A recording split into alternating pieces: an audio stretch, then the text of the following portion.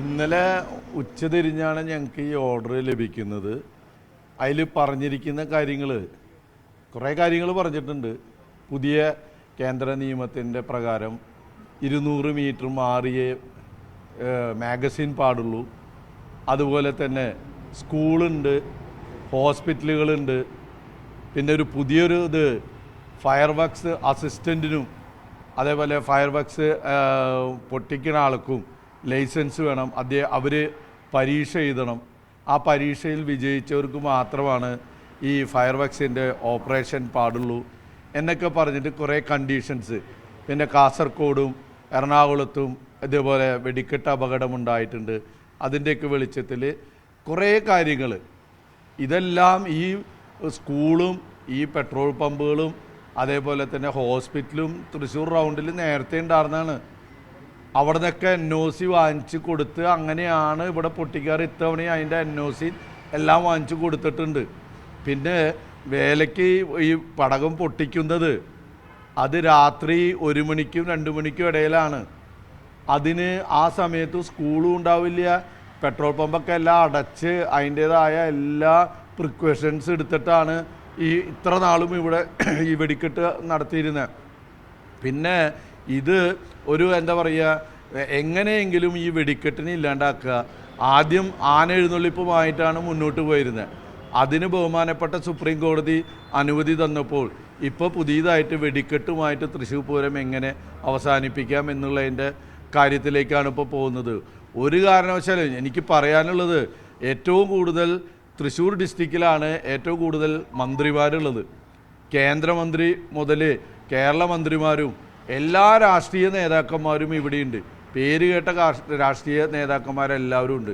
ഇവരൊന്നും ഇതിലൊന്നും ഒരക്ഷരം പോലും മിണ്ടുന്നില്ല. ഇതൊക്കെ വർഷങ്ങളായി നടന്നു വരുന്ന കാര്യങ്ങളാണ്.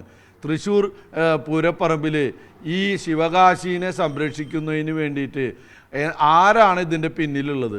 ശിവകാശി ലോബിയാണ് ഇതിൻ്റെ പിന്നിലുള്ളത്. ഒരു തടസ്സമില്ല. അവരുടെ സാധനങ്ങൾ ഇവിടെ പൊട്ടിക്കുകയാണെങ്കിൽ ഇതിനൊന്നും തടസ്സം വേണ്ട.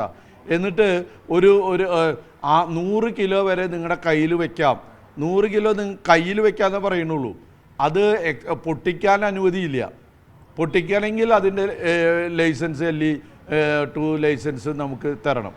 ഇങ്ങനെ പറഞ്ഞ് ചെറിയ ചെറിയ കാര്യങ്ങൾ പറഞ്ഞ് ഏറ്റവും ചെറിയൊരു പള്ളി പെരുന്നാളിനോ അല്ലെങ്കിൽ ചെറിയ ചെറിയ അമ്പലങ്ങളിൽ വീടുകളിൽ പൊട്ടിക്കുന്ന സാധനമാണ് ഈ വേലയ്ക്ക് നമ്മൾ പൊട്ടിക്കുന്നത്. ഇത് തൃശ്ശൂർ പൂരത്തിന് ഒതുക്കാൻ വേണ്ടിയിട്ടുള്ള ആദ്യ ഒരു ടെസ്റ്റ് ഡോസാണ്.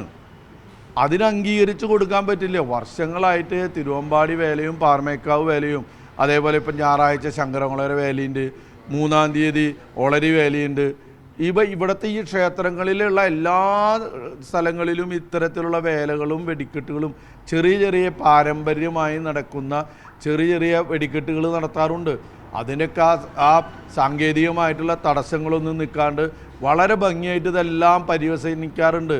പക്ഷേ ഇപ്പോൾ പുതിയ പുതിയ നിയമങ്ങൾ കൊണ്ടുവന്ന് ഓപ്പറേറ്റർക്ക് അതിന് ലൈസൻസ് വേണം, അത് പരീക്ഷ എഴുതണം, പെസോൻ്റെ പരീക്ഷ എഴുതണം എന്നൊക്കെ പറഞ്ഞു കഴിഞ്ഞാൽ എന്താണ് ഇതിൻ്റെ ന്യായം എന്ന് മനസ്സിലാവുന്നില്ല. നമ്മുടെ പൊതുപ്രവർത്തകർ ഇതിലേക്ക് ഇറങ്ങേണ്ട ഒരു സമയം അതിക്രമിച്ചു. എന്താണ് അവരിതിലൊക്കെ മടിച്ചു നിൽക്കുന്നതെന്ന് മനസ്സിലാവണില്ല. അതേ സ്ഥലത്ത് തന്നെ പൂരം നടക്കുന്ന വെടിക്കെട്ടിന്റെ 100-ൽ 1 അംശമാണ് വേലയ്ക്ക് പൊട്ടിക്കാറ്. മാഗസീനൊക്കെ അത് വർഷങ്ങളായിട്ടുള്ള അവിടെയുള്ള തന്നെയാണ്. തീർച്ചയായിട്ടും തൃശ്ശൂർ പൂരം, അതായത് ഞാൻ നേരത്തെ പറഞ്ഞത്, തൃശ്ശൂർ പൂരത്തിനെ എങ്ങനെയെങ്കിലും ഇല്ലാണ്ടാക്കുക. ആന എഴുന്നള്ളിപ്പുമായി ബന്ധപ്പെട്ട് കുറേ തടസ്സങ്ങളുണ്ടായിരുന്നു. ബഹുമാനപ്പെട്ട സുപ്രീം കോടതി അതിന് നമുക്ക് അനുമതി തന്നു.